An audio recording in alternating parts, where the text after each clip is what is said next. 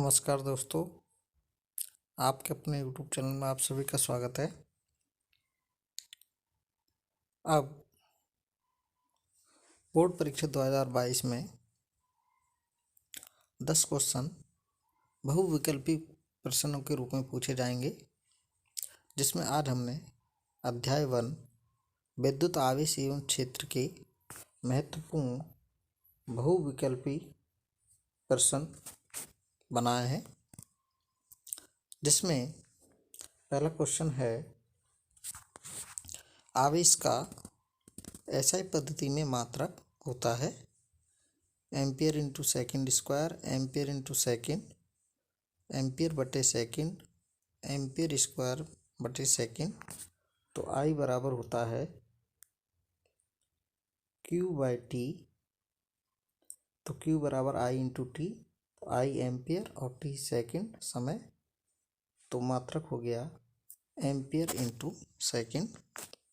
Question number दूसरा है एक कूलाम का मान ESU इलेक्ट्रोस्टैटिक यूनिट में कितना होगा।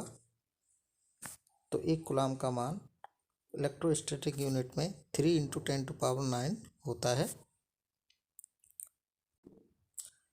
नेक्स्ट क्वेश्चन नंबर 3 है आवेश का निम्न में से बड़ा मात्रक है, इनके आवेश का सबसे बड़ा मात्रक होता है फैराडे, तो इसमें फैराडे मात्रक होगा। क्वेश्चन नंबर 4 एक फैराडे का कूलाम में मान होता है, तो एक फैराडे का कूलाम में मान होता है 96,500, तो इसका आंसर डी होगा 96,500 कूलाम। क्वेश्चन नंबर 5 है आवेशों के धन तथा ऋण होने का नामकरण किस वैज्ञानिक ने दिया था।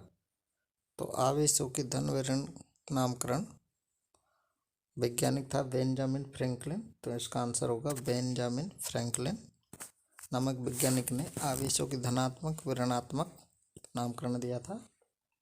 क्वेश्चन नंबर 6 एक कूलाम आवेश में कितने इलेक्ट्रॉन होते हैं। तो आवेश के क्वांटीकरण नियम से Q बराबर Ne, तो N का मान N बराबर Q बाई E, तो Q का मान 1 बटे E का मान 1.6 × 10⁻19 का भाग देंगे, तो ये मान आएगा 6.25 × 10⁻18 इलेक्ट्रॉन, तो इसका आंसर ए होगा।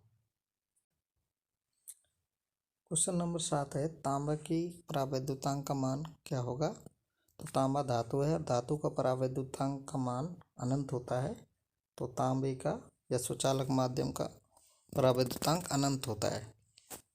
क्वेश्चन नंबर 8 निर्वात की विद्युतशीलता का मान व मात्रक क्या होता है। तो निर्वात की विद्युतशीलता का मान होता है 8.85 × 10⁻12 कूलाम न्यूटन मीटर स्क्वायर, तो इसका आंसर हो जाएगा 8.85 × 10⁻12 coulomb square newton metre square. Question number 9 है एसआई पद्धति में K बराबर 1/4πε0 यानी कि स्थिर वैद्युत नियतांक का मान व मात्रक कितना होता है। तो इसका मान होता है 9 × 10⁹ न्यूटन मीटर स्क्वायर प्रति कूलाम स्क्वायर। क्वेश्चन नंबर 10 है दो आवेशों के मध्य धात्विक माध्यम होने पर आवेशों के मध्य स्थिर विद्युत बल का मान कितना होगा। तो इस क्वेश्चन को सॉल्व करेंगे। क्वेश्चन नंबर 10 था दो आवेश हैं Q1 Q2, दोनों के मध्य की दूरी r, जब दोनों आवेशों के मध्य निर्वात है तो बल होगा 1/4πε0 Q1 Q2 बाई r²। जब इनके मध्य कोई धात्विक माध्यम रख दिया जाता है तो बल होगा Fm बराबर 1/4πε0 epsilon r Q1 Q2 by r²।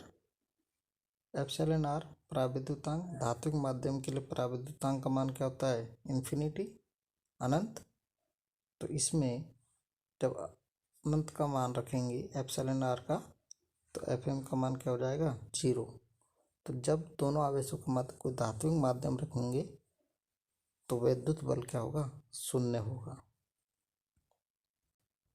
तो इसका आंसर क्या होगा 0।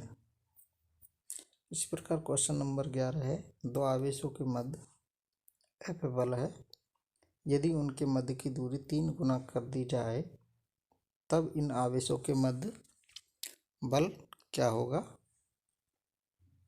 तो इसको भी इसी प्रकार क्वेश्चन सॉल्व करेंगे। तो ये दो आवेश हैं Q1 Q2, R दूरी है, तो F बराबर K Q1 Q2 बटे R स्क्वायर।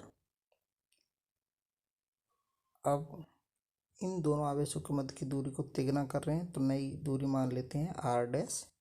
तो F डैश बराबर K Q1 Q2 by R dash का स्क्वायर दिया है। R डैश जो नई दूरी है वो पुरानी दूरी की कितनी है, तिगुनी, तो R डैश बराबर 3R। तो F डैश यहाँ R डैश का मान रखेंगे 3, 3 का 9 R स्क्वायर। तो इसकी जगह हम क्या रख सकते हैं, पुराना बल F। तो F डैश बराबर F बटे 9। तो नया बल होगा जो पुराने बल का 1/9 गुना होगा। तो इसका आंसर होगा F बटे 9। क्वेश्चन नंबर 12 है, यदि दो आवेशों के मध्य कांच की प्लेट रख दी जाए तब उनके मध्य कार्यरत विद्युत बल पूर्व की तुलना में हो जाएगा। तो कोई माध्यम रखते हैं तो नया जो बल है वो कम हो जाएगा, तो इसका आंसर होगा कम। क्वेश्चन नंबर 13 है, यदि कांच की छड़ को सिल्क से रगड़ते हैं तो यह धनावेश उत्पन्न करती है, क्योंकि आंसर है प्रोटॉन इससे जुड़े होते हैं, या प्रोटॉन इससे अलग हो जाते हैं, इलेक्ट्रॉन इससे जुड़े हो रहते हैं, या इलेक्ट्रॉन इससे अलग हो जाते हैं।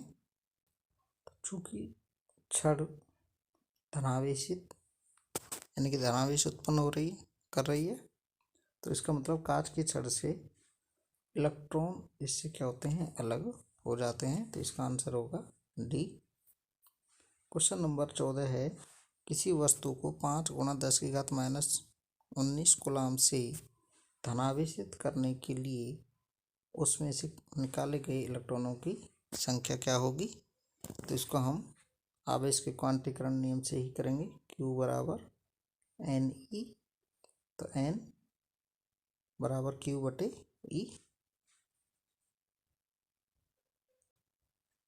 तो आवेश का मान 5 × 10⁻⁻19 कूलाम, Q बराबर NE, तो N बराबर Q बटे E। Q का मान 5 × 10⁻⁻19 बटे E 1.6 × 10⁻⁻19 भाग देंगे, ये कैंसिल हो गया। 5 पॉइंट हटाएंगे, 0 50 बटे 16 3.12 इलेक्ट्रॉन। तो इसमें आंसर आ जाएगा, तो इसका आंसर हो जाएगा 3।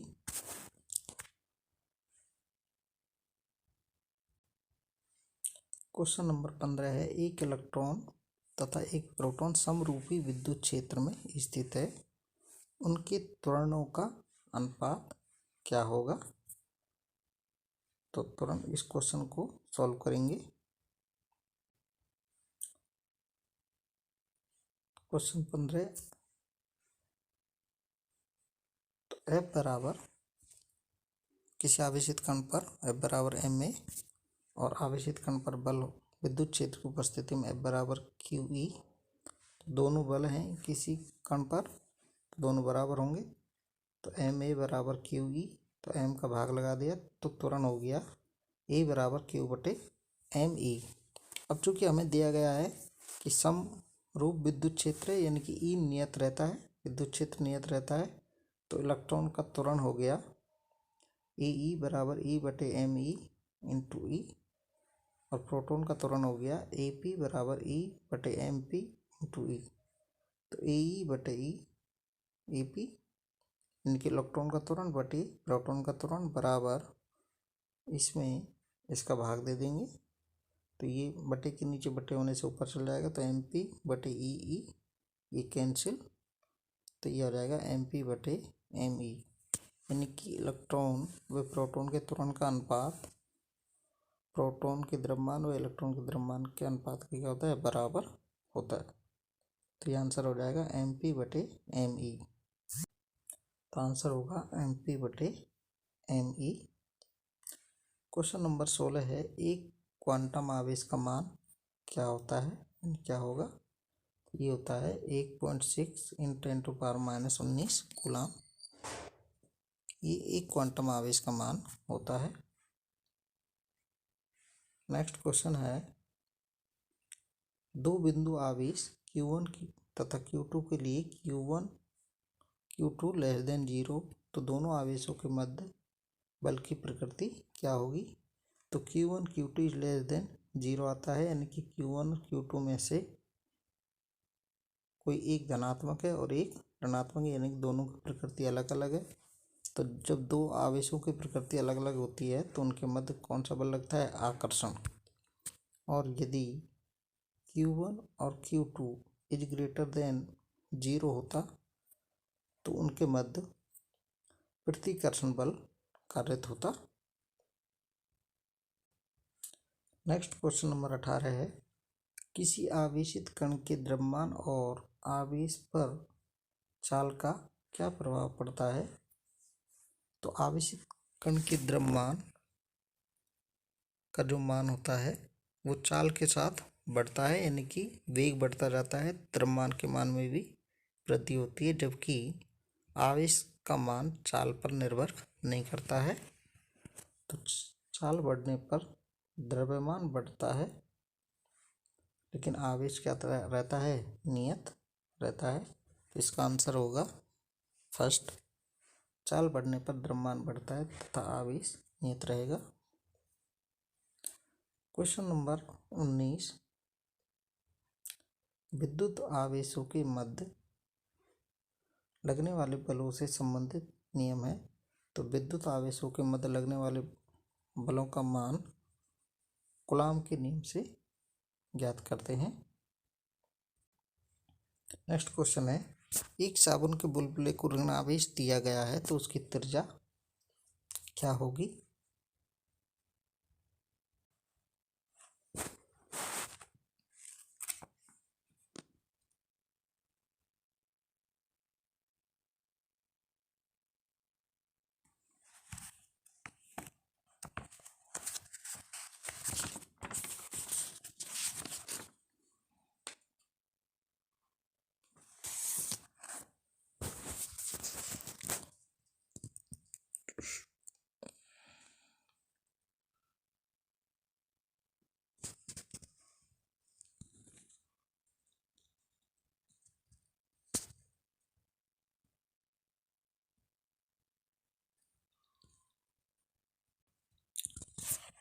क्वेश्चन नंबर 22 है, दो आवेश एक दूसरे से d दूरी पर रखे हैं। यदि दोनों के मध्य d/2 मोटाई की तांबे की प्लेट रख दी तो प्रभावी बल क्या होगा? प्रभावी जो बल होगा वो शून्य होगा, क्योंकि तांबे की प्लेट है तो इसका पराविद्युतांक क्या होता है? इन्फिनिटी। और 1/4πε0 εr तो रखेंगे तो माध्यम में विद्युत बल का मान क्या प्राप्त होगा? शून्य प्राप्त होगा, जो हमने पहले भी क्वेश्चन किए हैं इस टाइप के। क्वेश्चन नंबर 23 है, दो इलेक्ट्रॉन एक दूसरे से 1 एंगस्ट्रॉम की दूरी पर रखे हैं, इनके बीच कूलाम बल होगा। तो कूलाम नियम की सहायता से बल निकालेंगे। तो दो इलेक्ट्रॉन है जो एक दूसरे से 1 एंगस्ट्रॉम की दूरी पर रखे हैं, तो इनके मध्य कितना कूलाम बल लगेगा? तो कूलाम बल नियम से F = K Q1 Q2/r²। Q1 Q2 दोनों इलेक्ट्रॉन है, इसलिए आवेश 1.6 × 10⁻⁻19 कूलाम, दूरी 1 एंगस्ट्रॉम 10⁻10 मीटर। तो K का मान स्थिर विद्युत नियतांक का मान होता है 9 × 10⁹ मान रखेंगे। तो F = K 9 × 10⁹ इंटू Q1 का मान 1.6 × 10⁻19 इंटू Q2 1.6 × 10⁻19 बटे r² 10⁻10 होल स्क्वायर। सॉल्व करेंगे तो ये 23.04 × 10⁻29 10⁻20 तो ये मान आएगा 23.04 10⁻⁹ और ये 2.304 10⁻⁸ न्यूटन बल। ये बल का मान प्राप्त होगा। तो आंसर होगा 2.304 × 10⁻⁸ न्यूटन के गुना कम हो जाएगा।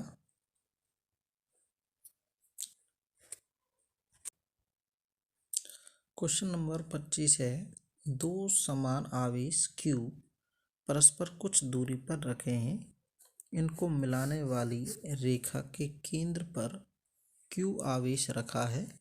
तीनों आवेशों का निकाय संतुलन में होगा यदि Q का मान हो। तो इस क्वेश्चन को सॉल्व करेंगे तो ये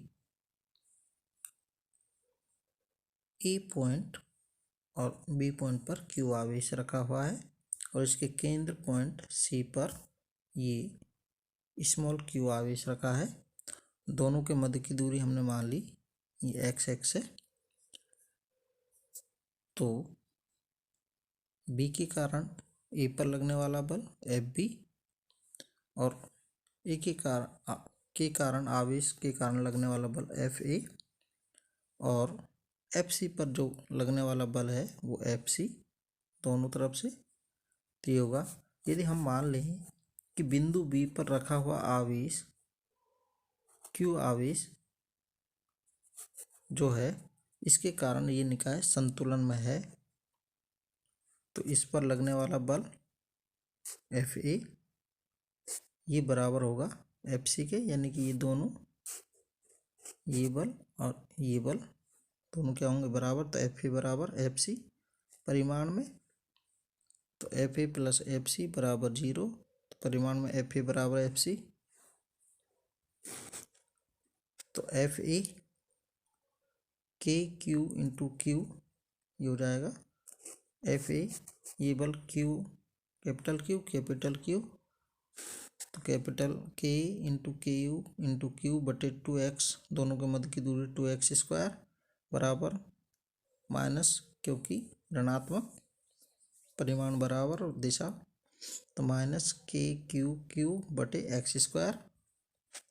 तो यहाँ से K cancel x² cancel Q से Q कैंसिल।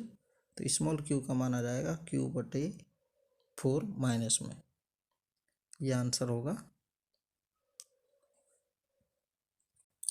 तो Q का मान होना चाहिए -Q बटे 4। यह आंसर होगा। क्वेश्चन नंबर 26 है, एक समान आवेशित गोलाकार कोश के भीतर विद्युत क्षेत्र की तीव्रता होती है। तो एक समान आवेशित गोलाकार कोश यानी कि गोलीय कोश के अंदर विद्युत क्षेत्र की तीव्रता 0 होती है। तो इसका आंसर होगा A।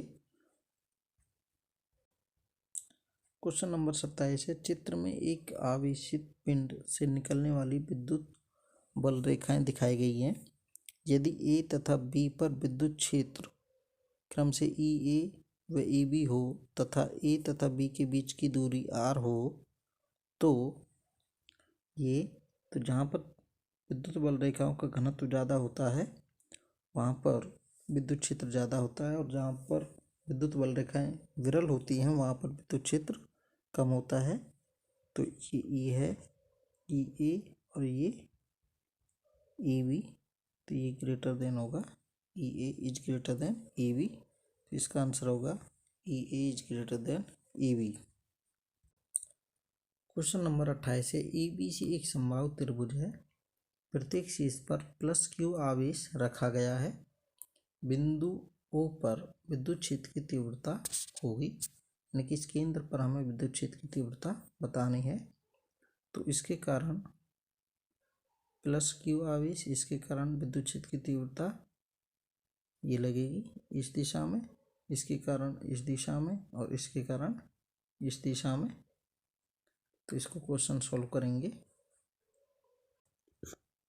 तो ये आवेश है। तो A बिंदु पर उपस्थित आवेश के कारण विद्युत क्षेत्र की तीव्रता EA, ये EA हो गई। इसके कारण ईवी, तो ये ईवी और इसके कारण विद्युत क्षेत्र की तीव्रता ईसी, ये तो ये ईसी हो गई। अब तीनों के मध्य कोण 120 डिग्री के होंगे, तो ये दोनों के परिणामी ये होगा ईबीसी। इसको इसकी सहायता से परिणामी के सूत्र से निकालेंगे। EBC under root of EB का वर्ग प्लस ईसी का वर्ग बराबर 2EB EC cos of 120 degree. अब चूंकि सबके लिए केंद्र की दूरी सबके लिए समान है और आवेश भी समान है, तो सबके कारण विद्युत क्षेत्र की तीव्रता समान होगी। तो बी बिंदु यानी कि ए बिंदु पर उपस्थित आवेश, बी बिंदु पर उपस्थित आवेश और सी बिंदु पर उपस्थित आवेश, सबके कारण विद्युत क्षेत्र की तीव्रता समान होगी। तो इसको ई मान ले, तो ये, तो इसलिए हमने EBC बराबर E² plus E² plus 2E² cos 120 degree का हो गया मान -1/2, तो 2 से 2 कैंसिल, तो EBC का जो मान आया वो E के बराबर। अब यानी कि इन दोनों का परिणामी जो हमें प्राप्त हुआ वो EBC दिशा में, और EBC का मान कितना है E के बराबर, और ये EA भी बराबर E, तो दोनों एक दूसरे के विपरीत दिशा में, परिमाण समान है, तो इसलिए केंद्र O पर जो परिणामी विद्युत क्षेत्र की तीव्रता होगी वो क्या प्राप्त होगी, E नेट बराबर 0। तो इसका आंसर होगा 0। तो इसका आंसर होगा 0। क्वेश्चन नंबर 29 है, विद्युत क्षेत्र की तीव्रता का बीमीय सूत्र निकालिए। तो विद्युत क्षेत्र की तीव्रता का हम बीमीय सूत्र, विद्युत क्षेत्र की तीव्रता का सूत्र होता है E बराबर F/Q। तो F की बीमा M1 L1 T-2 बटे Q की बीमा A1 T1, तो इसको ऊपर लेके जाएंगे तो ये बीमा हो जाएगी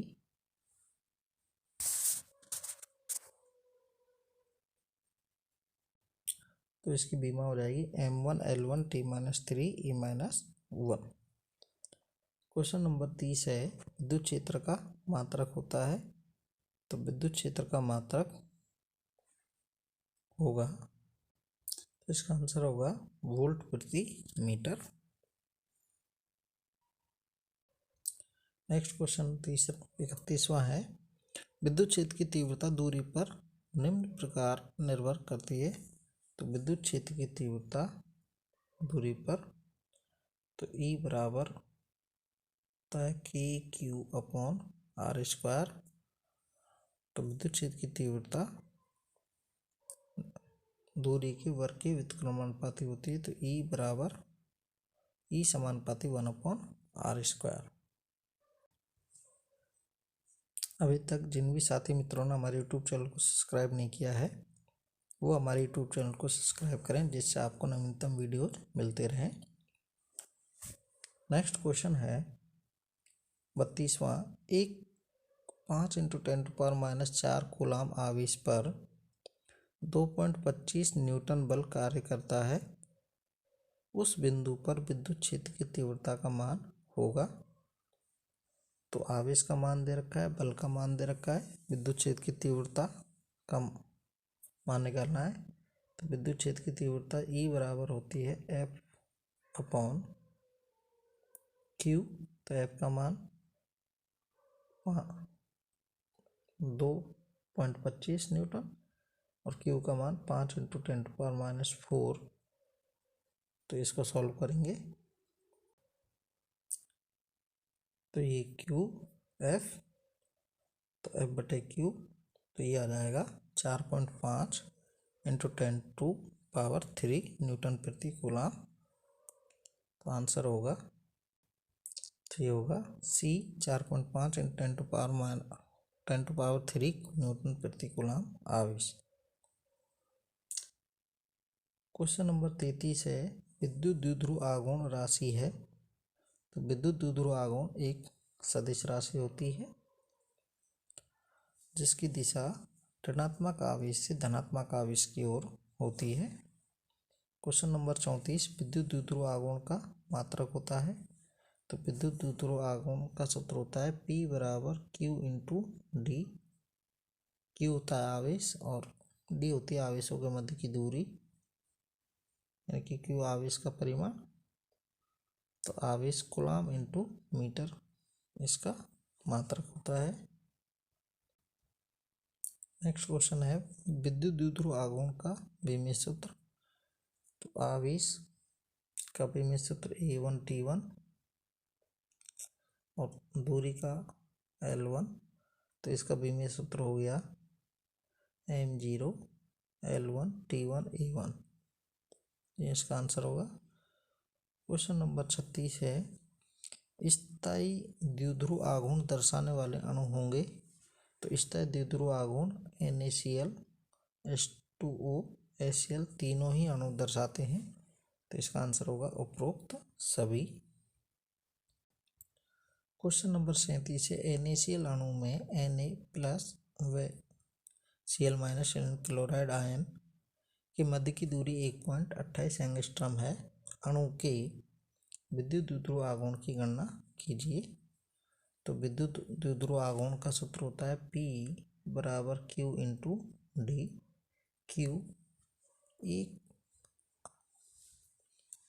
एक आवेश का परिमाण, तो NaCl यानी कि Na प्लस और Cl माइनस यानी कि क्लोराइड आयन पर जो आवेश होगा 1.6 × 10⁻⁻19 कूलम होगा, और दोनों के मध्य की दूरी दे रखी है 1.28 एंगस्ट्रॉम। तो क्वेश्चन मल्टीप्लाई करेंगे तो ये Q डी का मान 1.28, द्विध्रुव आघूर्ण हो गया P बराबर Q इंटू डी, मल्टीप्लाई करेंगे और ये आएगा द्विध्रुव आघूर्ण 2.048 × 10⁻⁻29 कूलम इंटू मीटर। तो इसका आंसर होगा 2.048 × 10⁻⁻29 coulomb into metre. Question number 38, विद्युत द्विध्रुव के कारण उसकी अक्ष पर स्थित बिंदु पर विद्युत क्षेत्र की तीव्रता दूरी पर निर्भर करती है।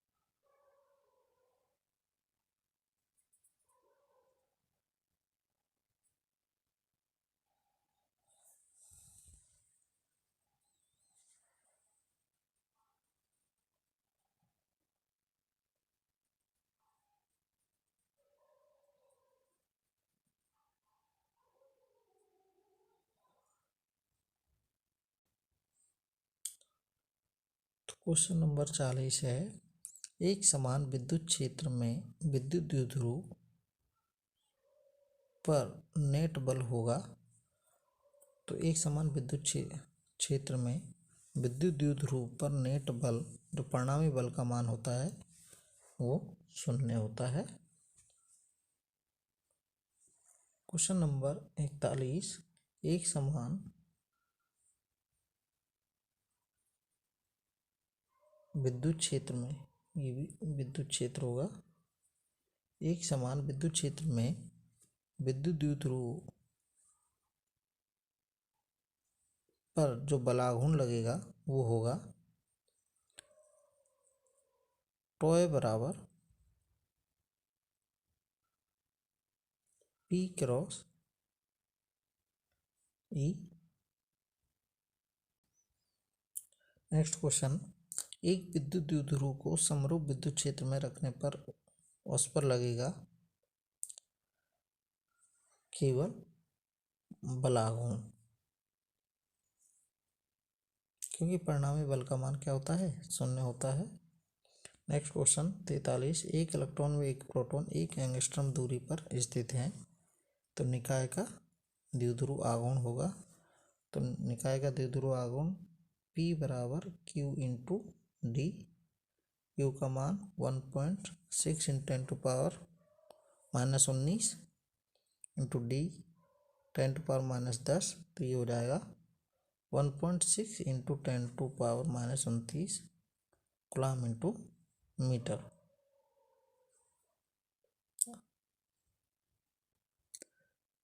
नेक्स्ट क्वेश्चन है, विद्युत क्षेत्र में विद्युत द्विध्रुव पर बलाघूर्ण का मान अधिकतम व न्यूनतम होने के लिए P व E के मध्य कोण होना चाहिए। तो P बराबर, जो टॉय बराबर होता है PE sine of theta, theta होता है P और E के मध्य बना कोण, तो साइन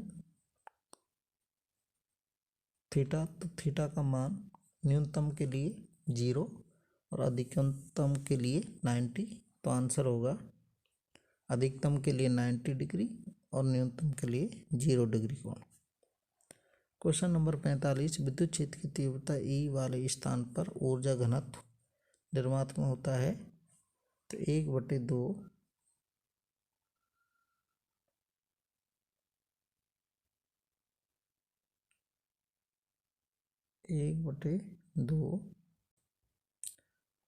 एप्सिलॉन 0 E², तो ये आंसर होगा ऊर्जा घनत्व का मान। नेक्स्ट क्वेश्चन 46, एक घन के अंदर ±Q आवेशों वाले दो द्विध्रुव एक दूसरे के लंबवत रखे हैं, तो घन निर्गत कुल विद्युत फ्लक्स का मान होगा वो 0 होगा, क्योंकि गाउस के नियम से निर्गत फ्लक्स का मान फाई बराबर ∑Q/ε0, और चूंकि घन के अंदर एक विद्युत द्विध्रुव रखा है ±, तो टोटल आवेश क्या आएगा 0 और बटे ε0, तो इसलिए निर्गत फ्लक्स का मान क्या होगा 0।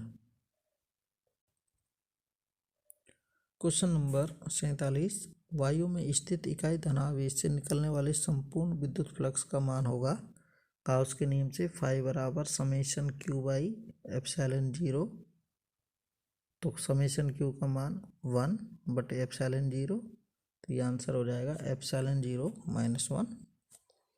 क्वेश्चन नंबर 48, विद्युत फ्लक्स का SI पद्धति मात्रक होता है volt into metre. Next question number 49, विद्युत फ्लक्स का बीमीय सूत्र, तो फाई बराबर E इंटू ए, E विद्युत क्षेत्र की तीव्रता इंटू क्षेत्रफल की तीव्रता, तो ये फाई बराबर E.A, ये तो E इंटू ए, E की विद्युत क्षेत्र की तीव्रता F/Q, तो F की m1L1 T-2 बटे Q की A1 T1, तो विद्युत क्षेत्र की तीव्रता की मात्रा बीमीय सूत्र आ गया m1L1 T-3 A-1, यहाँ रखेंगे तो ये आ जाएगा विद्युत फ्लक्स का बीमीय सूत्र m1L3 T-3 A-1, तो बीमीय सूत्र आएगा m1L3 T-3 A-1। Question number 50, Gauss के नियम का गणितीय रूप, तो फाई बराबर ∑Q/ε0, तो ये आंसर आएगा। क्वेश्चन नंबर 51, अनंत रेखीय आवेश वितरण के कारण विद्युत क्षेत्र की तीव्रता का सूत्र होता है E बराबर लैम्डा, ये होता है E बराबर 2K λ/R,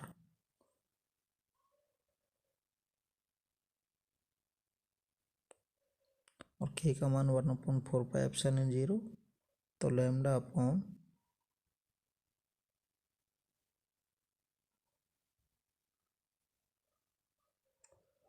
ये हो जाएगा लैम्डा अपॉन 2ε0r।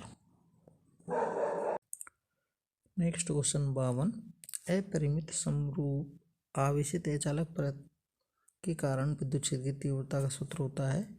ये आंसर होता है E बराबर सिग्मा अपॉन 2ε0, ये आंसर आएगा। क्वेश्चन नंबर 53, समरूप आवेशित गोलीय कोश के कारण उसके बाहर स्थित बिंदुओं पर विद्युत क्षेत्र की तीव्रता का सूत्र होता है।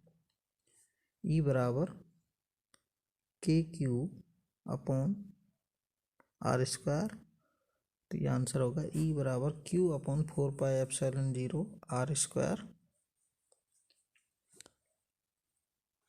क्वेश्चन नंबर 54, समरूप आवेशित गोलीय कोश के कारण उसके अंदर स्थित बिंदुओं पर विद्युत क्षेत्र की तीव्रता का मान होगा।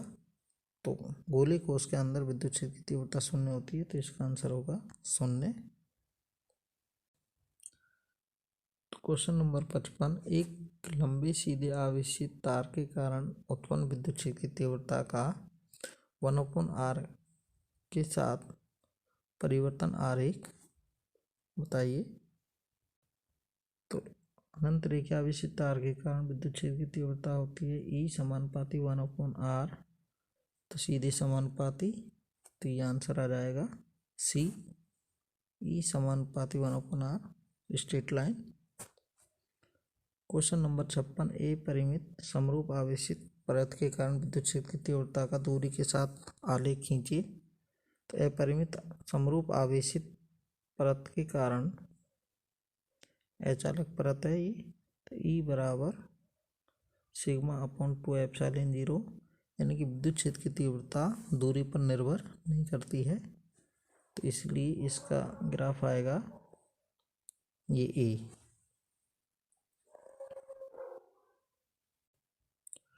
क्वेश्चन नंबर 57 है, एक आवेशित खोखला गोला विद्युत क्षेत्र उत्पन्न नहीं करता है।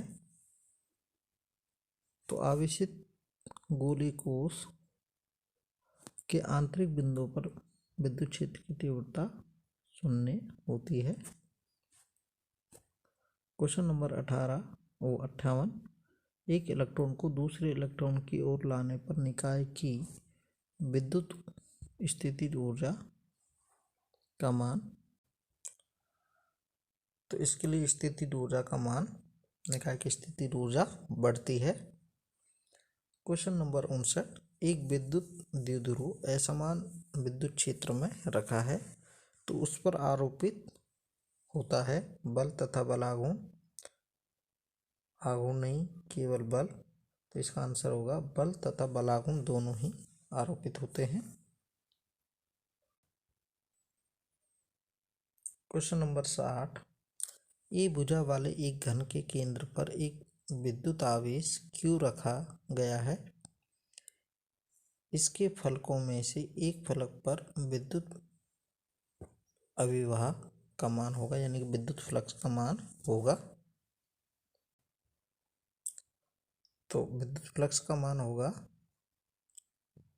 एक टोटल घन से निकलेगा तो होगा Q/ε0, लेकिन यहाँ बात हम एक फलक की कर रहे हैं। अब पूरे घन में 6 फलक होंगे, तो एक फलक से निकलने वाला फ्लक्स का मान होगा Q/6ε0, तो आंसर होगा Q/6ε0। क्वेश्चन नंबर 61 होगा, एक घन के अंदर E परिमाण के आवेश वाले 8 द्विध्रुव रखे हैं।